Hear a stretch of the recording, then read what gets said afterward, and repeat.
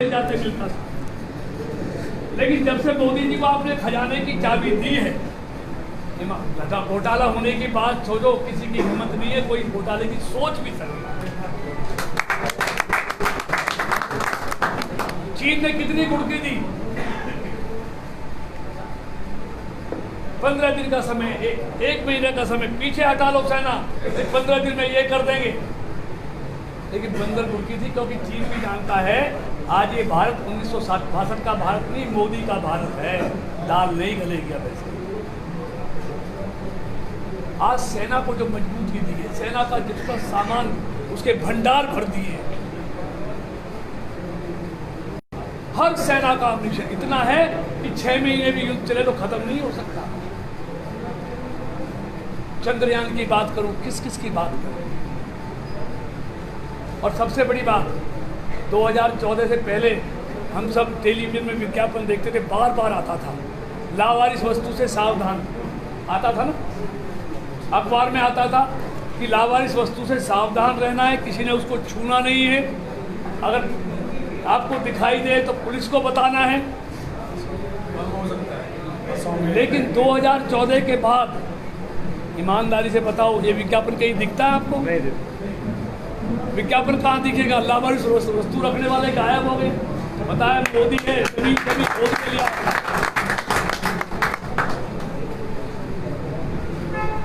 पहले उनको राजनीतिक सह मिलती थी ऐसे आतंकवादियों को, आज उनको जेल नहीं। आतंकवादियों को, भ्रष्टाचारियों को पहले सह मिलती थी, अब जेल मिलती है उनको। ये अंतर है। कितनी गोली मिलती है? कितनी गोली मिलती है? तो इसलिए आज 2014 से पहले कभी भागलपुर का दंगा, कभी मेरठ का दंगा, कभी जमशेदपुर का दंगा, रोज दंगा, कर्फ्यू, बम ब्लास्ट, मंदिरों में, बस स्टैंडों में, बसों में, रेलों में रोज होते थे। आज बताओ, अगर छुटपुट घटना जम्मू कश्मीर में छोड़ दे, छुटपुट पत्थर तो बंद हो गए। आज देश में कहीं दंगा है, कहीं कर्फ्यू है, कहीं बम ब्लास्ट है। मतलब मेरा कहने का मतलब है, मोदी जी ने देश के खजाने को भी सुरक्षित रखा है, देश की सीमाओं को भी सुरक्षित रखा है, और दुनिया में देश के सम्मान को भी सुरक्षित रखा है। तो इसलिए, और देखिए आज भारत तरक्की कर रहा है, दुनिया का तीसरा देश बनने वाला है। एक दो उदाहरण देना चाहता हूँ। ये मोबाइल है ना, मोबाइल 2014 से पहले हम दुनिया के देशों से आयात करते थे 8 लाख करोड़ का। आज भारत मोबाइल बनाने वाला दुनिया का सबसे बड़ा दूसरा देश बन गया है। दूसरे नंबर पर दुनिया में मोबाइल बनाता है और दुनिया को एक्सपोर्ट करता है। बच्चों के खिलौने दुनिया के देशों से आते हैं, दुनिया को जाते हैं। जर्मनी मैन्युफैक्चरिंग में हमसे बहुत, ऑटो मैन्युफैक्चरिंग में हमसे बहुत आगे था। आज ऑटोमोबाइल मैन्युफैक्चरिंग में भारत ने जर्मनी को पीछे छोड़ दिया है। तो इस तमाम चीजें, और देखिए आपका फ्रांस हो, अमेरिका हो, रूस हो, ये अपनी टेक्नोलॉजी कभी किसी को नहीं देते थे। पहली बार इन तीनों देशों ने अगले 25 साल के लिए अपनी टेक्नोलॉजी भारत के साथ साझा की है। अब भारत में जेट भी बनेंगे, ड्रोन भी बनेंगे, सारी चीजें जो दुनिया के देशों में बनती हैं वो भारत में बनेंगी। तो मेरा कहने का मतलब है, मैं सारी चर्चा करूंगा एक एक चीज की, कि क्या क्या किया है। खाते खोले, सीधा किसानों के घर पैसा आता है, एक पैसा भी कम नहीं आता। तो बहुत समय आपसे ज़्यादा कोई नहीं आता। लेकिन मैं इतना कहना चाहता हूँ कि भारत की ये तरक्की सबको पसंद है, ऐसा नहीं है। दुनिया में ऐसे देश भी हैं जिनको भारत की ये तरक्की पसंद नहीं है, कि भारत किस तेजी से आगे बढ़ रहा है। इसलिए उनकी हर तरह की कोशिश होगी, हर भारत विरोधी ताकतें इस कोशिश में रहेंगी कि भारत की तरक्की को रोका जाए। चीन हो, पाकिस्तान हो, और कुछ। और वो ये भी जानते हैं, अगर भारत की तरक्की को रोकना है तो उससे पहले मोदी को रोकना होगा, क्योंकि मोदी को रोके बगैर भारत की तरक्की नहीं रुक सकती। इसलिए हमको होशियार रहना है। सवाल कृष्णपाल और नरेंद्र मोदी का नहीं है। हमसे पहले भी आए थे, हमारे बाद भी आएंगे।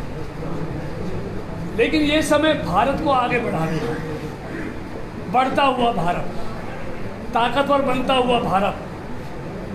हमारी एक छोटी सी गलती अगर बढ़ते हुए भारत को कहीं ब्रेक लगाएगी तो आने वाली संतानें कभी हमको माफ नहीं करेंगी।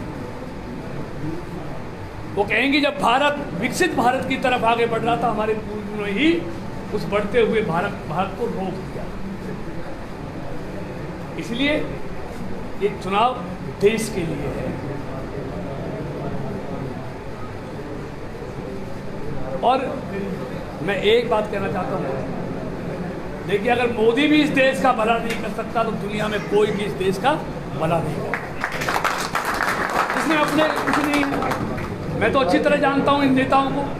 मोदी के पास आज भी अपना 2 कमरे का मकान नहीं है, 2 कमरे का मकान। मनोहर लाल जो मुख्यमंत्री था, जो अभी हटा है, ये साइकिल पर कपड़े बेचता था।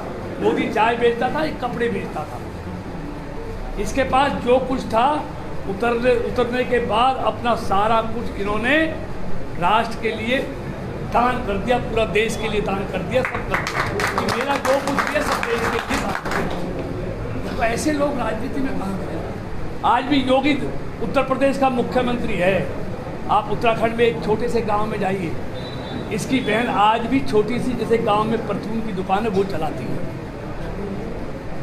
कहीं दूसरे दलों में मिलेगा ऐसा? सब एक एक परिवार से सारे के सारे मिल जाए। और सबसे बड़ी बात है, अगर गलती से, मुझे लगता नहीं कि देश के लोग ये गलती करेंगे, तो साक्षात सामने दिखाई दे रहा है।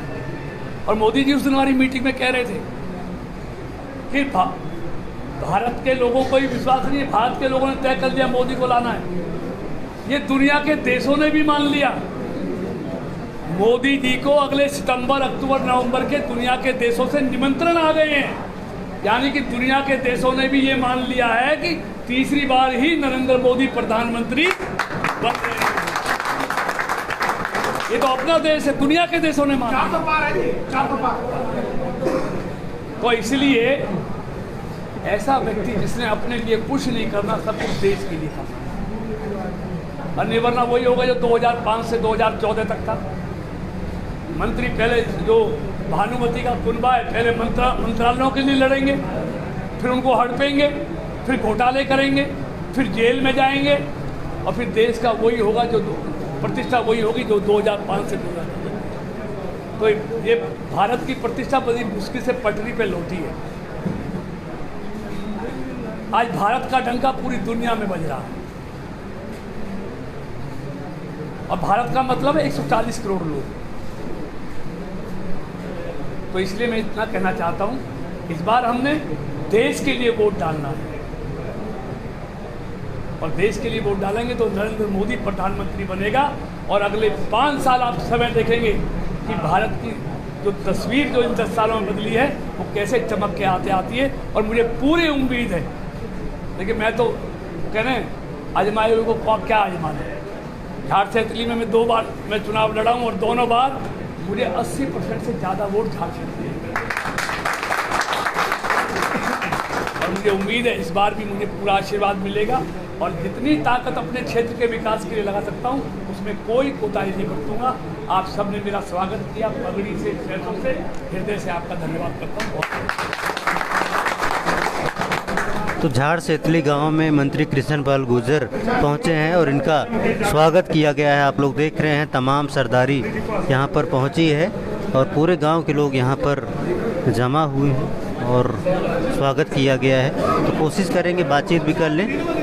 और एसबी डागर जी हैं, मुकेश डागर जी हैं और तमाम लोग यहाँ पर बैठे हुए हैं और आज पूरी सरदारी ने इनका स्वागत किया है। आप लोग देख रहे हैं। मैं कहूँगा कैमरामैन से दिखाएं, थोड़ा सा इधर भी दिखाएं। ये भैया जो है तमाम लोग यहाँ पर बैठे हुए हैं, पूरे गांव के लोग यहाँ पर बैठे हुए हैं और कृष्ण पाल गुर्जर ने अपने लिए समर्थन मांगा है। देखते हैं कुछ और लोग हैं जो अपनी बातों को रख रहे हैं। हमारी बस्ती में बता रहे हैं, मैं बस्ती की तरफ से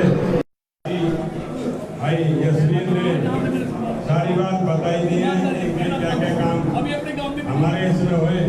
मंत्री जी, मैं तो एक बात कहता हूँ कि बाहर के देशों में तो मान लिया, कि मोदी जी तीसरी बार बनेंगे, लेकिन हमारे फरीदाबाद की जनता ने भी ये मान लिया कि मंत्री जी तीसरी बार बनेंगे और कैबिनेट के मंत्री होंगे। मैं अपनी तरफ से, अपनी बस्ती की तरफ से, बाकी सारी बात यशवीर भाई ने बताई दी थी, तो मैं सारे समाज की तरफ से आपको पूर्ण विश्वास दिलाता हूँ कि जैसे यशवीर भाई ने कही है उसी हिसाब से पीछे 80 मिली थी, अब कीमत 90 पार कर देंगे। यही हम आपसे वादा करते हैं और गांव की तरफ से पूरा विश्वास दिलाते हैं। धन्यवाद। जय हिंद, जय भारत।